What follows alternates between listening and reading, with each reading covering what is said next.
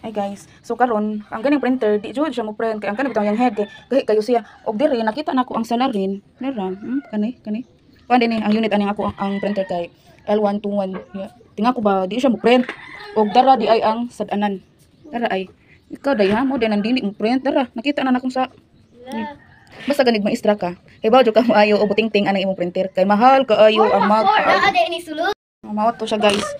Nga magpaayo ta perti man taw ning mahala na adulan sa mga 1K kapin magpaayo tag printer. Nga maura to inungdan kalata.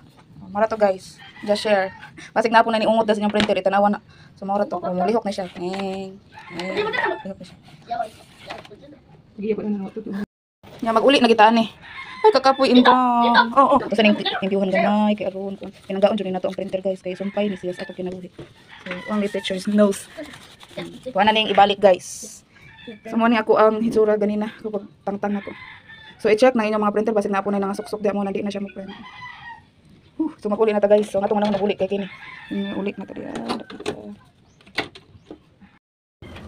Motor normal na akong printer.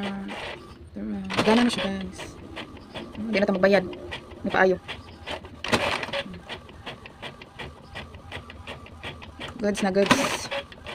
Alright. Thank you Lord sa kalaman. Thank you.